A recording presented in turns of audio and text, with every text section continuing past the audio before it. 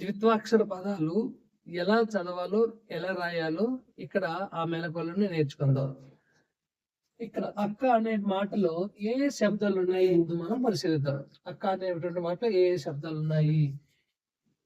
ఆ ప్లస్ ఇక్ ప్లస్ ఇక్ ప్లస్ ఆ. ఈ రెండు ఇక్ అవుతాయి అన్నమాట. అంటే కానీ ఒకేసారి నొక్కి పలకడం. ఈ ఆ కలిసి ఈ ఆ ఇందులో కలవడం వల్ల కా అయ్యింది. ఈ ఆని ఇక్కడ తీసుకుంటే అక్క అయ్యింది. అక్క అంటే ఈ రెండు మనకు కనిపించేవి రెండు అక్షరాలే, కానీ ఇందులో ఉన్నటువంటి శబ్దాలు 4. ఉన్న శబ్దాలు 4. అలాగే ఇప్పుడు దిక్కును తీసుకుంటే ఇద్ ప్లస్ ఈ ప్లస్ సేమ్ ఆల్రెడీ ఇక్కడ రెండు కా హల్లులు రెండు ఉంటాయి కాబట్టి మళ్ళీ వాటిని మళ్ళీ రిపీట్ చేయకుండా డైరెక్ట్ గా రాస్తున్నాను. ఇక్ ప్లస్ ఊ ఉంటుంది. ఇక్ ప్లస్ ఊ ఉంటుంది. ఈ దా హల్లుకి ఈ కలిసి ది అయింది. ఈ దిత్వ కకారానికి ఊ కలిసి కు అయ్యింది. దిక్కు అయ్యింది. అలాగే మక్కువ. ఈ మక్కువని తీసుకుంటే ఇమ్ ప్లస్ ఆ సేమ్ ఇక్ ప్లస్ ఊ ప్లస్ యు ప్లస్ ఆ. ఇక్కడ యు ప్లస్ ఆ వా, ఇక్ ప్లస్ ఊ కు, ఇమ్ ప్లస్ ఆ మా. ఈ విధంగా మక్కువ అయ్యింది. ఇక్కడ చూస్తే ఇక్కడ మనకు కనిపించే 3 అక్షరాలే, కానీ ఇక్కడ ఉన్న శబ్దాలు 1 2 3 4 5 6 అంటే ఇక్కడ 2 శబ్దాలు, మొత్తం 7 శబ్దాలు ఉన్నట్టు. అంటే ఇక్కడ శబ్దాలు ఎన్ని ఉన్నాయని లెక్క ముఖ్యం కాదు, ఆ శబ్దాలన్నీ ఒకేసారి పలకడం అనేది చాలా ముఖ్యము. అదే విధంగా రాసేటప్పుడు కూడా ఆ ఎలాంటి వెలుగులు అనేవి తర్వాత చెప్పుకుందాం, ముందు చదివే విధానాన్ని నేర్చుకుందాం.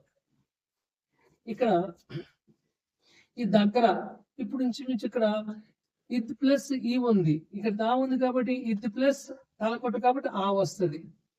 ఇద్ ప్లస్ తలకొట్టు కాబట్టి ఆ. అలాగే ప్లస్ ఇగ్, ఇగ్ అంటే ఈ 2 కా హల్లులు వచ్చినట్టు ఇక్కడ 2 గా హల్లులు 2 వస్తాయి. అది డైరెక్ట్ గా రాస్తున్నా. ప్లస్ ఆ ప్లస్ ఇద్ ప్లస్ ఆ తలకొట్టు, ఈ 2 కలిపి రాయి, ఇది గా అయింది. ఈ 2 కలిపితే దా అయింది. అప్పుడు దగ్గర అయింది. ఈ విధంగా దగ్గర.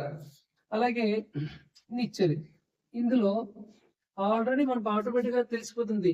ఇక్కడ ఇకారం ఉందంటే ఇక్కడ నీ గుడి ఉన్నప్పుడు ఏమవుతుందంటే ఇక్కడ దాకి గుడి వచ్చింది, ఇక్కడ నాకి గుడి వచ్చింది. అంటే ఇన్ ప్లస్ ఈ ఉంటుంది.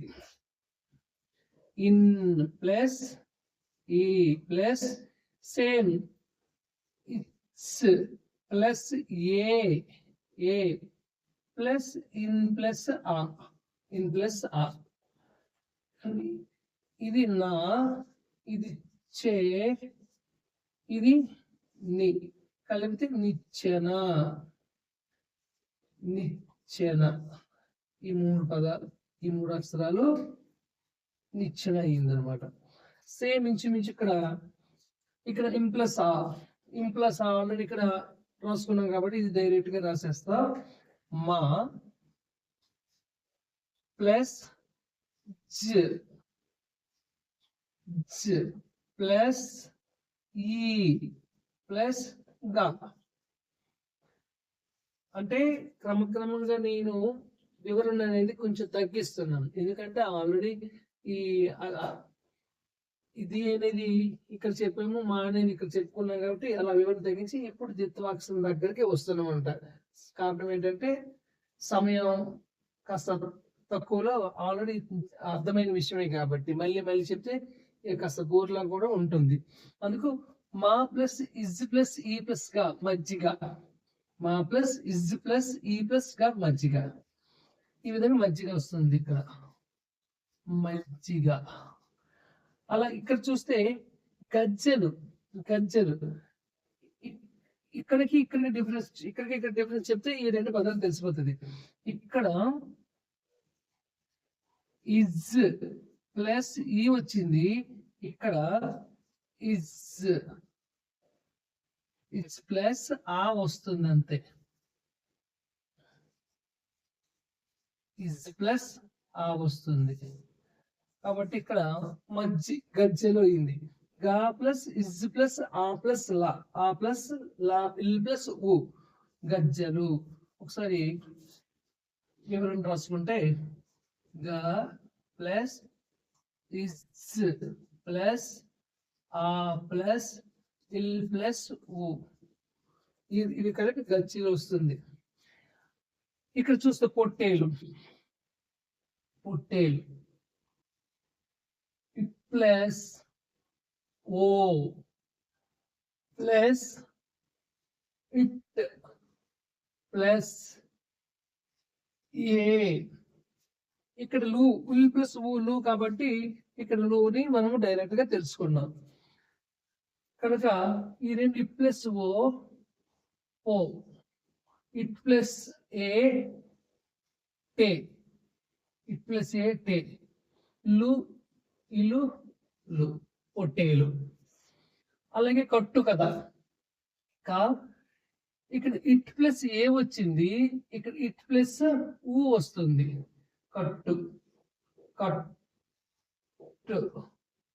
ప్లస్ ఊ ప్లస్ కథ కాబట్టి కట్ ప్లస్ ఊ టు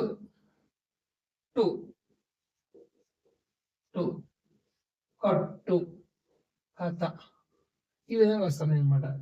ఇక్కడ అదే ఇక్కడ చూస్తే వా ఇట్ ప్లస్ ఆ, ఎందుకంటే ఇక్కడ దీర్ఘం ఉంది కాబట్టి ఇక్కడ ఆ వస్తుంది.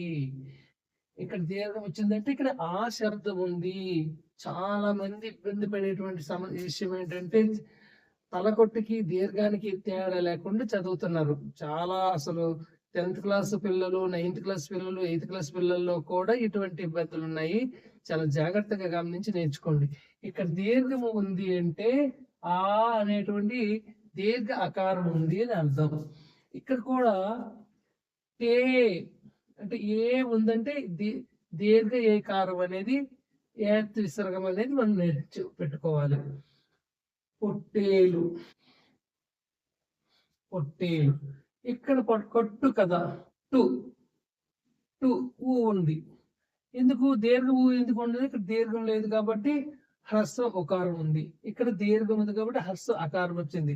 వడ్డా, ఇక్కడ నాకు సున్నపెడుతున్నాం, వడ్డానం. నాకు సున్నపెడుతున్నాం అనేది వస్తుంది కాబట్టి ఇక్కడ రాసుకుంటే నమ్ వడ్డానం.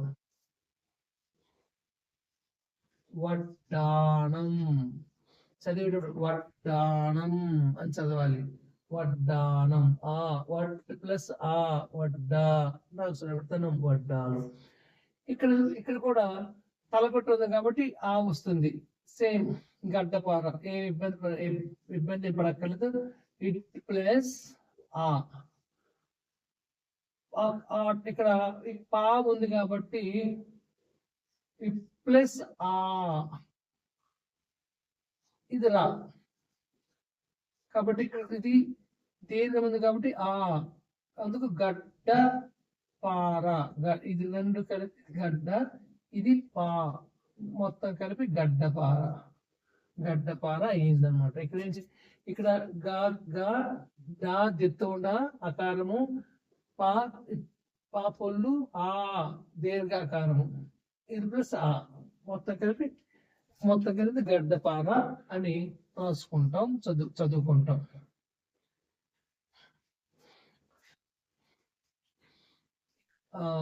అదే మామూలుగా ప్లస్ ఆ ప్లస్ ఆ ప్లస్ రా, ఈ రెండు కలిపి డా, ఈ రెండు కలిపితే గడ్డ పార.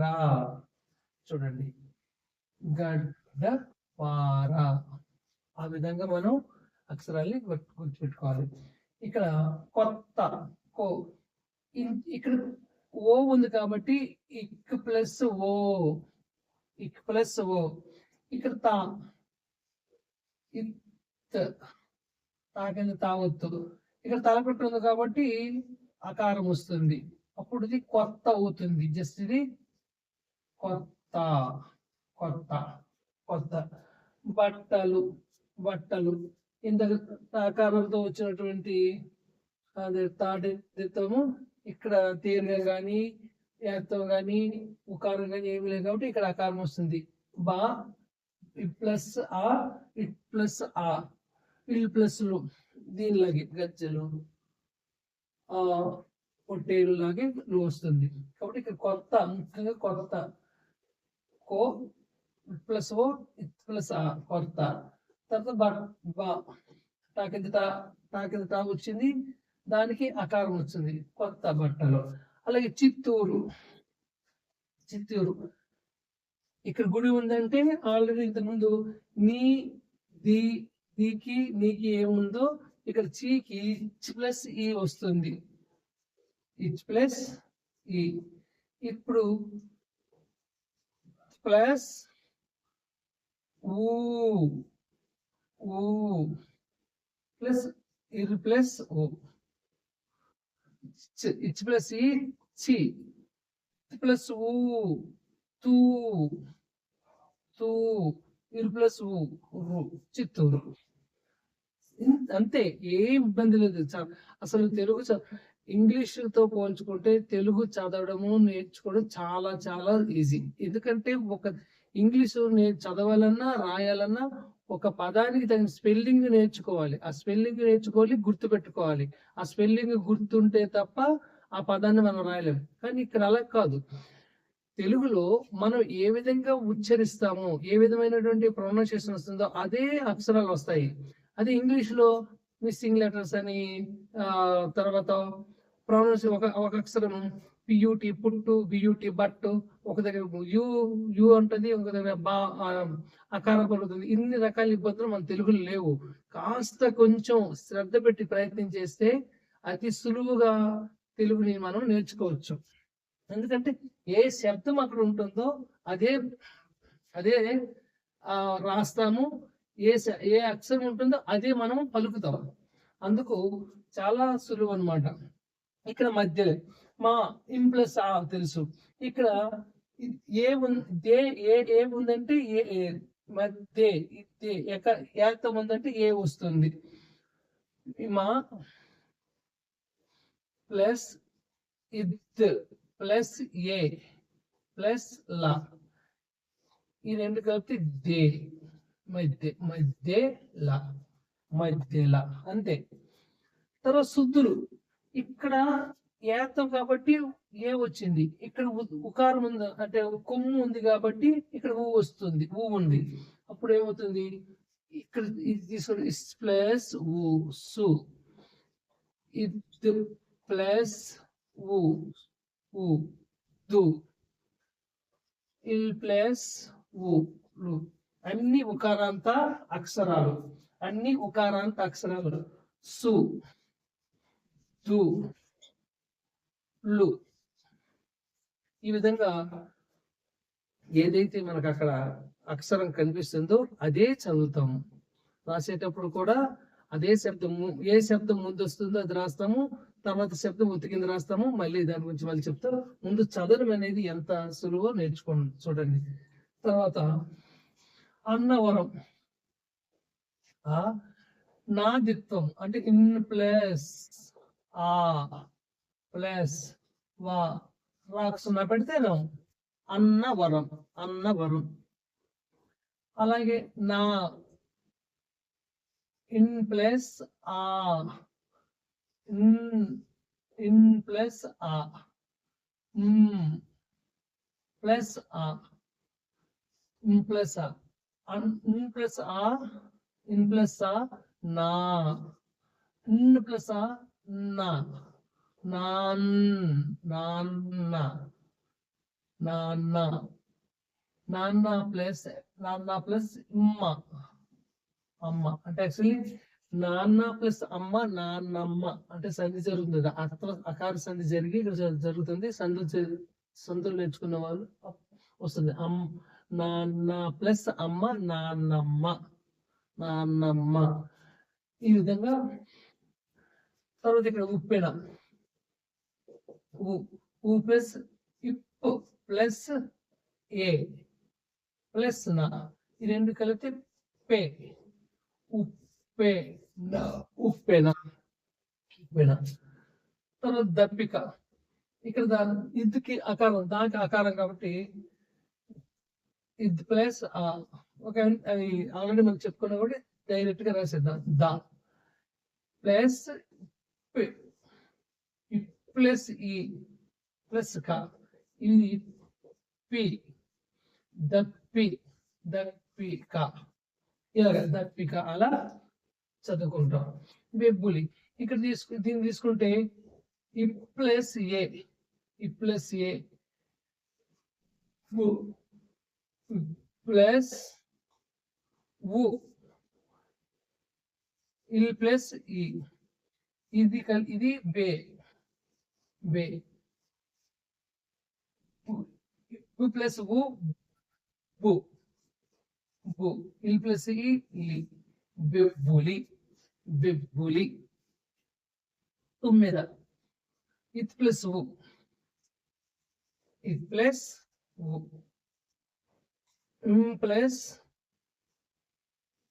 ప్లస్ ఏ ప్లస్ ద తుమ్మెద ఇది తు ఇది మే మే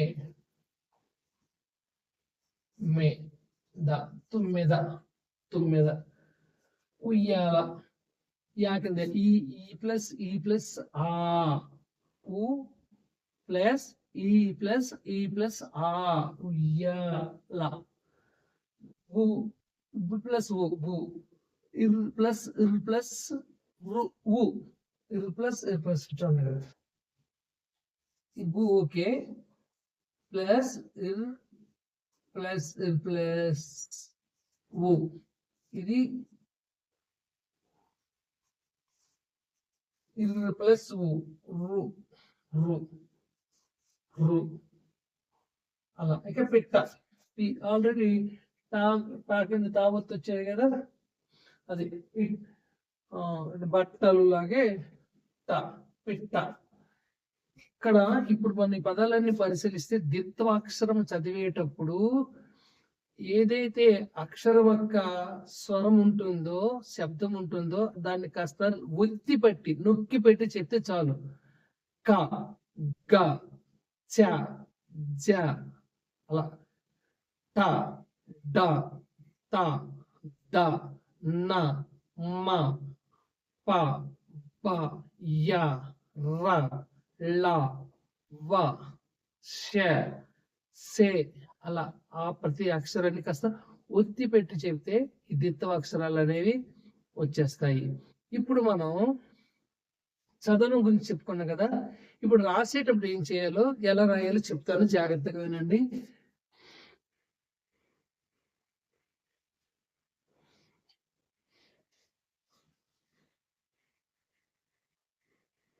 రాసేటప్పుడు చూడెల్లా రాస్తాను.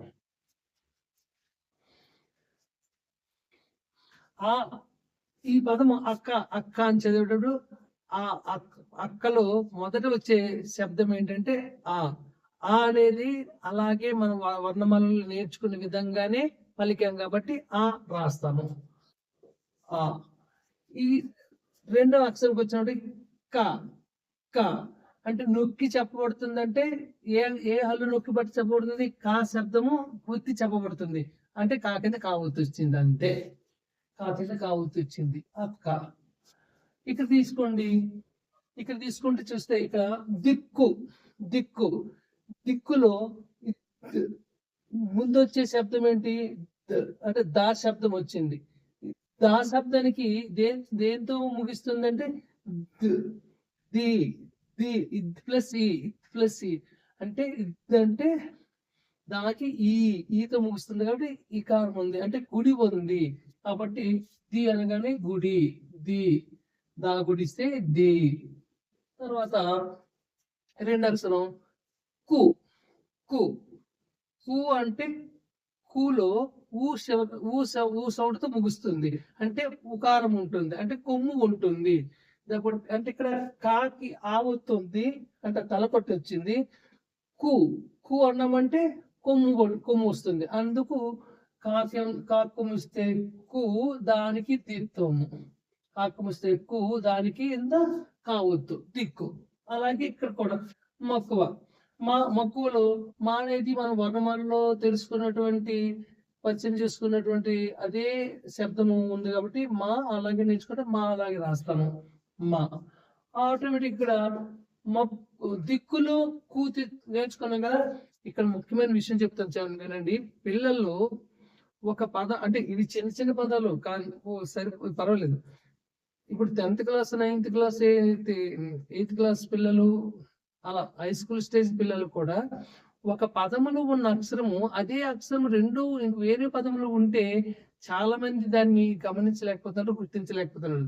దానికి కారణం ఏంటంటే వాళ్ళు నేర్చుకునేటప్పుడు ఇది నేర్చుకున్నటువంటి జ్ఞానాన్ని వేరే విషయంలోనికి దాన్ని అన్వయింపు చేసుకోవట్లేదు, అప్లై చేసుకోవట్లేదు. అంటే ఇక్కడ ఒక విషయం నేర్చుకున్నాం, ఈ విషయం ఈ అక్షరము ఇంకో పదంలో వచ్చినప్పుడు దాన్ని చదవడానికి ఇబ్బంది పడుతున్నారు. కారణం అంటే జ్ఞానాన్ని అది నాలెడ్జ్ ట్రాన్స్ఫరేషన్ చేయట్లేదు, ట్రాన్స్ఫర్మేషన్ గా జరగట్లేదు. అంటే జ్ఞానం వినిమయం జరగాలి, జ్ఞాన వినిమయం జరగాలి. అంటే ఒక దగ్గర తెలుసుకున్న విషయం ఇంకొక దగ్గర ఉపయోగపడాలి. ఆ విషయంలో చాలా మంది పిల్లలు అలసత్వం వహిస్తున్నారు. ఈ విషయాన్ని అందరూ గమనించాలి. ముఖ్యంగా పిల్లలు ఒక దగ్గర నేర్చుకున్న అక్షరం దాన్ని ఇక్కడ కు అన్నప్పుడు ఇక్కడ కూడా కువే. అంటే ఈ చిన్న చిన్న పదాలకి ఇబ్బంది ఉన్నది. కొంచెం పెద్ద పెద్ద పదాలతో సంయుక్త అక్షరాలు, సంశ్లేష అక్షరాలు, ద్విత్వాక్షరాలు కలిపి పదాలు వచ్చినప్పుడు ఆ ఇబ్బంది గమనిస్తున్నాము.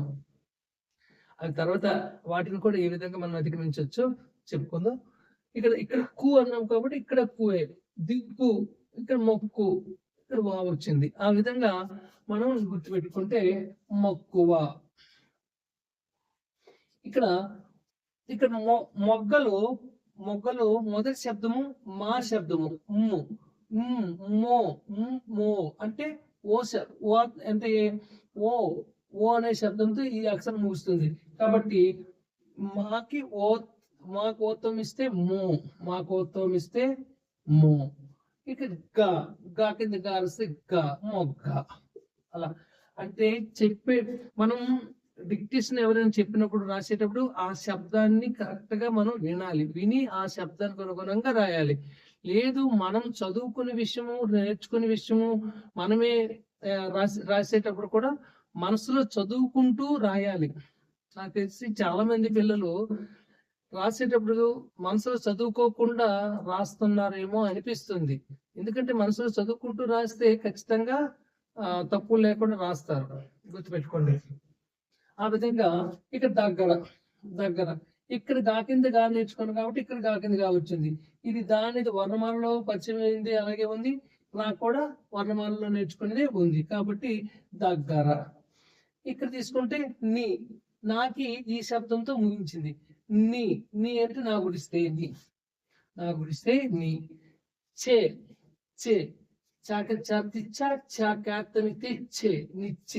నిచ్చే అనగానే చారాలి. ఏ శబ్దంతో ముగుస్తుంది కాబట్టి యాతో పెట్టాలి. నిచ్చేన. ఇక మజ్జిగ. మా కూడా మా జి అన్నామంటే జా కింద జా వస్తుంది. జా కింద జా. జా కింద జా రాసి మజ్జి ఈ కాబట్టి గుడి. మజ్జిగ. గజ్జలు జా కాబట్టి జా కింద జా గజ్జ. లాక్కుమిస్తే గజ్జలు. అంతే. ఈ విధంగా సులువుగా మనం రాయడం కూడా ఈజీ. అదే ఇంగ్లీష్ లో అయితే మాత్రం ఒక స్పెల్లింగ్ నేర్చుకున్న తర్వాత ఆ స్పెల్లింగ్ గుర్తు పెట్టుకొని రాయాలి. ఒక అక్షరం మిస్ అయినా స్పెల్లింగ్ అంతా మళ్ళీ మారిపోతుంది. అట్లాంటి ఇబ్బంది మన తెలుగులో లేదు. కానీ ఎందుకు ఇబ్బంది పడుతున్నారు పిల్లలు అని అంటే ఇప్పుడున్నటువంటి ఈ తరం పిల్లలు ఎందుకు ఇబ్బంది పడుతున్నారంటే, తల్లిదండ్రులు వాళ్ళని నర్సరీ, ఎల్కేజీ, యూకేజీలో తెలుగు విషయంలో శ్రద్ధ చూపించకపోవడమే. ఇప్పుడు 10th class, 8th class, 9th class, 6th, 7th class ఉన్న పిల్లల యొక్క తల్లిదండ్రులు, చాలా మంది తల్లిదండ్రులు వాళ్ళు చిన్నప్పుడు అక్షరాభ్యాసం చేసిన తర్వాత అక్షరాలు నేర్చుకునేటప్పుడు తెలుగు ఒత్తులు, దీర్ఘాలు, గుణింతలు నేర్పకపోవడమే ఇప్పటికీ వాళ్ళకి ఆ ఆ ఇబ్బందులు ఎంటాడుతూనే ఉన్నాయి. అయితే చాలా మంది అనుకోవచ్చు, ఇప్పుడు చెప్తే నేర్చుకుంటారు కదా, నేర్చుకుంటారు.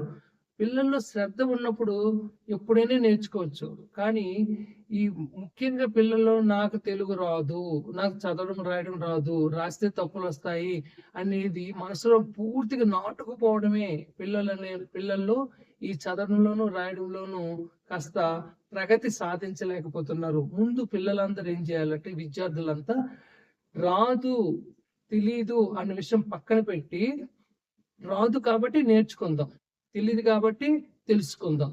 ఈ విధంగా ఈ సానుకూల దృక్పథంతో మనం ప్రయత్నం చేస్తే ఖచ్చితంగా మనం అనుకునేది సాధిస్తాం.